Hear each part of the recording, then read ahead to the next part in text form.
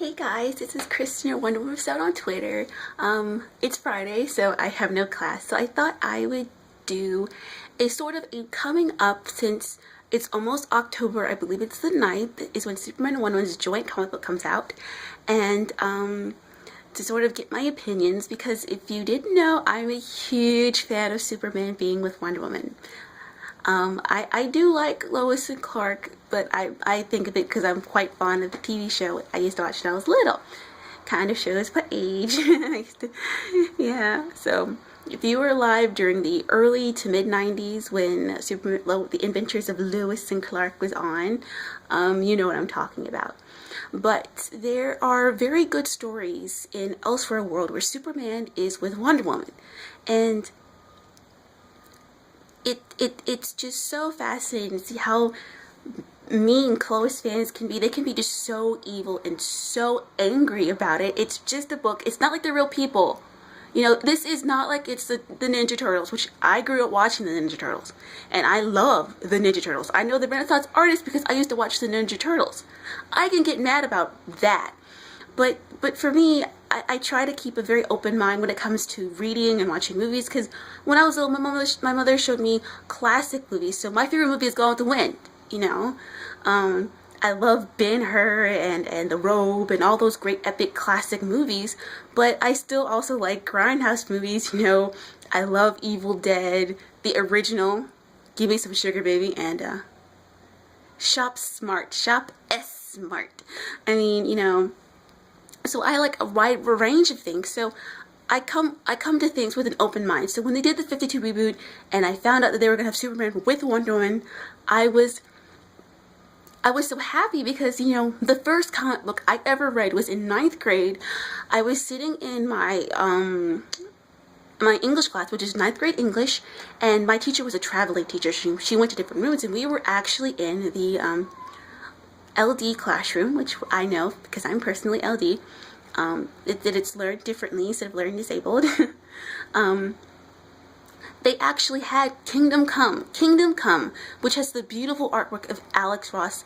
I can't praise him enough because I love his artwork because he uses real people and they look real. It's so... Superman looks like a real man that really would walk the earth. And his Wonder Woman is beautiful, and his beat up Batman. I mean, the artwork in the comic is beautiful. If you haven't read it, it's written, basically, it's Alex Ross's vision of the golden age of heroes and how, you know, his vision of things are. And in that comic book, Superman is with Wonder Woman. And, you know, it doesn't hit you like right away. You're like, you know, I wonder why they've never been together. And then I got into comic books and read The Watchmen, 300. I love Alan Moore. He's my dude. He writes some freaky stuff. Just read some of it. It's weird, but it's really good. It's really good. He has my favorite Superman story, which is What He Get for the Man Who Has Everything. But the idea that they would find each other, and I think most people who are true Lois fans, who like Kingdom Come, have no problem with it for the sheer fact that Lois is dead. She's been dead for 10 years, and he finally decides to move on with his life. And, you know, you question this idea as to why he can't be with her now. Why, when they're so much alike, yet they are so different? I mean, it's very much like Storm and Wolverine. They are yin and yang. I mean, her and T'Challa were okay, but they were just too much alike. It's the differences that make it interesting.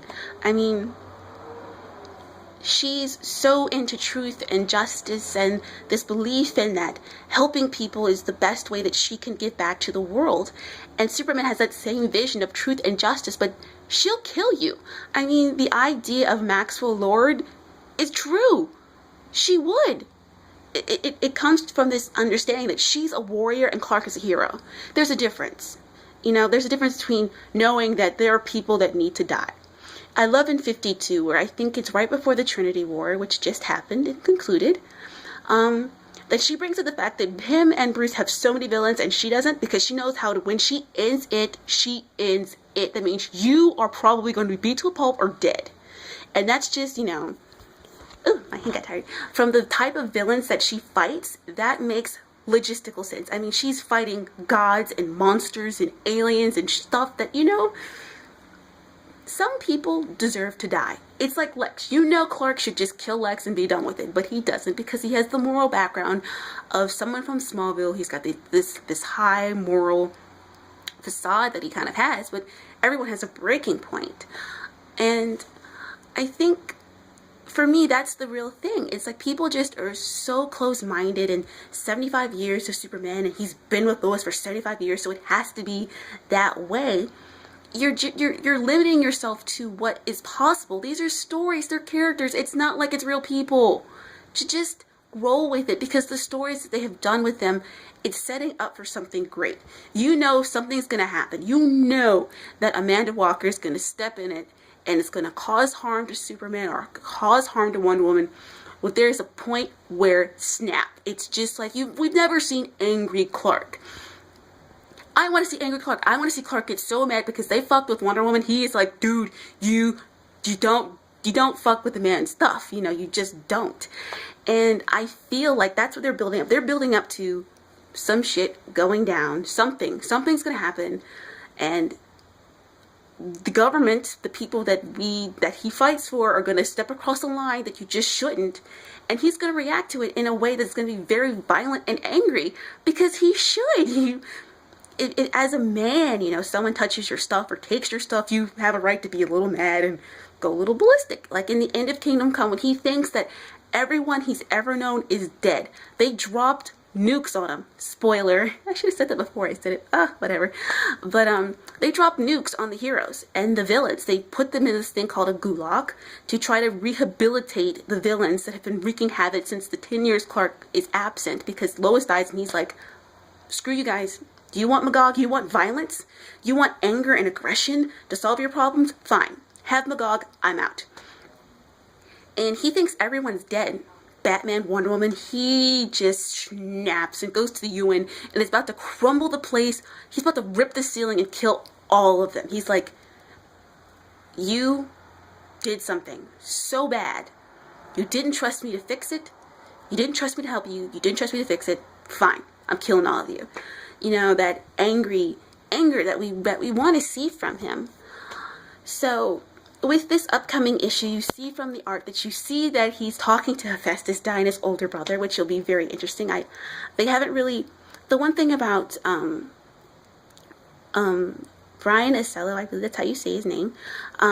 He basically said Superman probably will never make an appearance in Wonder Woman, and I'm completely kind of okay with that in a weird, freaky way, because Clark is allergic to magic, and I'm pretty sure she doesn't want him around her family because we've seen the gods and they're slightly crazy. Especially Strife. She likes to stir the pot, as we would have it. The biggest question for me as a fan is I don't know how much Clark knows about her, how much the League knows about her, because I'm pretty sure Steve and Amanda Waller don't know that she's a daughter of God, and that her little strategy with the Soul Taker sword really might not be the best idea, because I have this thing in my mind. I imagine like the Soul Taker sword would just not do anything, or it would rip out her human soul and there'd be nothing left but angry daughter of Zeus God. Dude, that doesn't end well for anybody. There's a whole lot of dead people at the end of that. But like, if you guys want to get into Superman liking Wonder Woman, there's actually a place on Tumblr. It's called Hell Yeah, Superman and Wonder Woman. I think it's .org or something, but it's on Tumblr, and they're very open-minded. They're very actually nice to the evil clothes people that pop up all the time, and you guys should read it because they've got pictures that they can send you links, and they kind of tell you where this picture came from. It actually was started before Superman and Wonder Woman were an item, so it is a fairly old group. It was started, I think, maybe 2005 or 6, so that's long before the 52 reboot. And they give you great options. They give you different story arcs. They update you on the things on comic books and what's going to happen with the group, with the relationship. And they also have this wonderful thing called it has a fan fiction link, and that gives you all of their Superman Wonder Woman fan fiction, which is actually very good. I enjoy reading it quite a lot. And there's a few stories that you should read. And one is Orchid and Fire. If you know anything about 52 in canon, they actually have Diana and Superman go to Valhalla to aid Thor in some evil that's plaguing Valhalla, and they get stuck there for 1,000 years, and everything kind of, it ends, and they don't know if they can go home, and Diana kind of offers to have sex with him because, you know, he's a man and she's a woman, and he has needs, and he's married, so he's been not having sex or sleeping for 1,000 years. And he chooses Lois, and that's the end of it. They get to go home, and there's no consequences for their actions. There's no consequences. They go home. They get to go home to the exact moment that they left, because Lord Thor returns and stuff like that. And at the end, they make a little comment that he gives Diana, I believe, a Mjolnir necklace, which is a small necklace with the hammer of Thor. And he basically says that, you know, he remembers their time together, and it was very precious to him. But the funny thing is at the end of Immortal Beloved, Clark is in bed with Lois. He's been away for 1,000 years, and he never tells her. Diana's the one who brings up the fact that they went to Valhalla for 1,000 years, and he doesn't tell his own wife. He is in bed, and he's not thinking about his wife. He's thinking about Diana. There are loads of things wrong with that story that I just didn't like, because there's a sense of that there was no real consequences. There was no real, the idea of Immortal Beloved is to take them out of the situation that they're in and then place them in a place where they are not together because of distractions. They're not together because he's with Lois, she's with Steve, or she's with Nemesis, or she's by herself. There's a sense that I've always gotten is that Superman views himself as this small boy from Kansas and not the most powerful man in the universe. And Diana views herself as this girl from an island. And they both view each other as something that they cannot have because the other isn't good enough or worthy enough to be with them.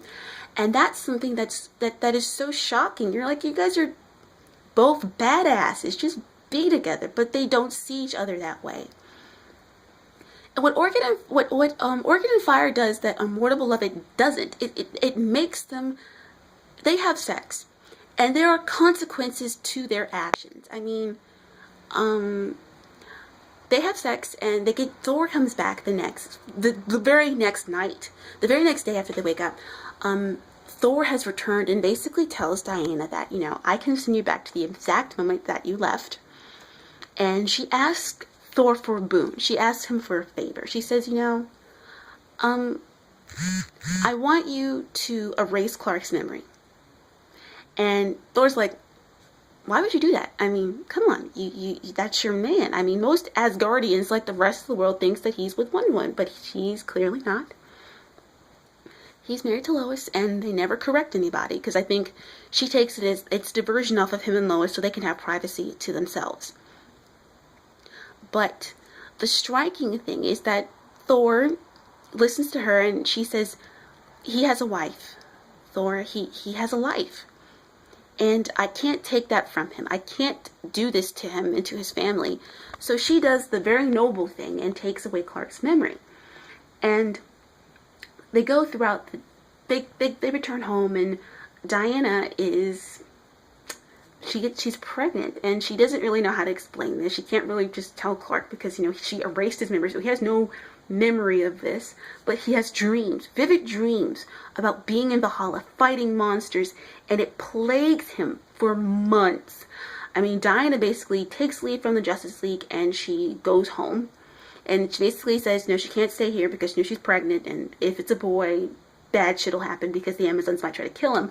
So she goes off with Julia Koplis, which is our longtime friend since George Perez in the 80s reboot. They go off to a Greek island where her daughter Laura is born, and eventually Clark has enough nightmares that his life is crumbling, and he doesn't know why. He's having these dreams, he's moody, he's tired, he's irritable, and Lois just says, fuck it, I'm done with you, and she leaves him. To an extent, she basically walks away from him because she doesn't know what's wrong with him. He doesn't know what's wrong with him. So he goes to Johns, and Johns kind of probes through the Kryptonian mind, which we all know is pretty much like a maze and a big-ass puzzle. And he comes out with this sense of, oh shit, in a matter of seconds, 1,000 years of memories flood back in, and he's mad. He's mad because he knows what she did. He knows that she lied to him. and he goes storming to Themyscira. He's fighting off Amazons left and right till Hippolyta says, "Dude, stop it. Just stop." She's on this island with her sister. Go. He goes, and they're just, the Amazons are in shock because they know Superman doesn't use weapons, but he's taking up a sword and he's kicking ass. You're like, good work, Clark. Diana taught you something. And when she finally talks to him, he's like, "You lied to me." He tells her sister to get out. He's like, mm-mm. He slams the door and tells her to get that. He just looks and says, "Get out." He's like, "Wait, you gotta go." And this notion that he's so mad because she didn't trust him enough to make his own decision, so she made it for him. In a sense, that's pretty much what she does in a lot of in actual mainstream stories, which we know the death of Maxwell Lord. She did something for Clark's own benefit to save his life from doing something that he knows that he would regret, that she knows that he's going to regret, which is Maxwell Lord was controlling him, so she snaps his neck and kills him for Clark and for his own good. Even though he does eventually kind of admit that she was right, because he did kick Batman's ass so bad, he just beat up. But he's angry, and he's like, "You didn't trust me." And she says the simple, I love the line, it's very beautiful, well written, and basically she says that, we had 2 nights. You and Lois have a lifetime in memories. And he just retorts and says, "That's what we were? 2 nights? 1,000 years I slept by your side. I stayed awake to make sure that the evil that was in this place did not harm you, didn't touch you, and you demote us to 2 nights. And she's like, "You didn't trust me to pick you over Lois." And she basically said, "Yeah, I don't trust you to pick me over Lois. You're going to pick Lois. And I don't want to have to deal with it. I don't want to have to hear her, you say it. So I'm being the noble one and just walking away." And for Clark, he kind of realizes her perspective because she knows that the choices that he makes, and Lois usually wins. And she's like, "I don't want to have to hear that." And it's a really good story. You should read it. And then there's Broken, which takes place after Maxwell Lord, and her trying to put her life together. There's The Age of Innocence. It's a new one, and it's kind of like the conflicts of, actually, it talks about how Dinah gets her family back. Zeus comes back, retakes the throne, and Hera gives Dinah an ultimatum to bring back her sisters, and she has to give up the one thing that she wants the most, which is she has to give up Clark. And she does, to bring back her sisters, and she probably didn't tell him. I don't think he knows. I don't think so. It'd be kind of cruel if he did, but I don't think he knows that, she gave up their love for her family. That's all she has. She knows that her family was punished because, her dad, Zeus, got a little freaky and banged her mom, and that has nothing to do with Diana, but she felt responsible for her sisters being punished. And what else is a good reference for you guys? Of course, there's Kingdom Come. There is a really great Elseworld story. I can't think of the name. It's basically like a fantasy world where it's like a post-apocalyptic world, and Diane and Superman run into each other, and he's got the mullet. It's during the age of the mullet, people. Don't just look past the mullet. There is the end of What Do You Get from It Who Has Everything. There's a very, very, very early comic from the 60s where Eros kind of puts a spell on Superman and Wonder Woman. They fall in love and stuff, and kind of chaos ensues. Lois is mad. It's kind of funny. But you guys should really read 52 and give it a chance. Superman Being with Wonder Woman is really great. I really hope in the cinematic universe that's what we get to see, because she has so much. There's so much that I hope they do when they do the Justice League, because I'm pretty sure they're going to save Wonder Woman for the Justice League. I hope they do like a little Easter egg with her on Themyscira seeing Superman fly by. I really hope that they take this chance to do it right, because I mean I've read quite a few people at Warner Brothers and DC saying that Diana is too complicated, and she's not. She really isn't. If you do a combination of the original story with 52, with her being a god and her trying to hide that, having that part of herself that she doesn't want people to see, and the sort of the naive 80s kind of Diana, where she's kind of naive and she's really young and she doesn't understand what's going on around her. kind of Wonder Woman. The arc, it really isn't complicated. She really isn't. She's got really kick-ass villains. I'm like, I would love to see the Firstborn, because that guy is fucking crazy. I'd love to see Cheetah. Of course, you have to do Cheetah. You can't do Wonder Woman and not do Cheetah. Kind of just would be wrong. But she's also got a phenomenal supporting cast. I mean, even now we've got the gods. I'm like, I am in love with Strife. She is my favorite because she just stirs the pot so much. You're just like, God, I hate you, but you're awesome. And she's also got such depth of character that little girls need to see a superhero that's kick-ass, badass, and is just so great. She's a role model for so many little girls around the world that, you know, feminists are like, Wonder Woman, you have female power. You know, it's just that I really hope that they do this. They really just go for it and make a great Wonder Woman movie. It's not hard. It's really not hard. She's got great arc. She's got great characters. She's got a great supporting cast, great villains, and I really hope that they do a very big leap and do Superman with Wonder Woman in Justice League. I think it's time for the world to see why, you know, so many people love them together and want to see them together, and show them that the cinematic universe can be just as badass, if not more, than with him being with Lois. Because, I mean, who doesn't want to bang an Amazon? An immortal angel's demigod. I mean, she's like the goddess of war now, kinda, since, like, Ares is dead. I mean, come on. Superman. You know he wants to. Because you know if she banged Batman, in the words of Amazon's in the Mood for Futurama, death by snoo snoo. How'd you die? Crushed pitted bitches. Well, that's my little video. I'll probably do another one when I've got time, because I actually had an exam in Greek, God help me.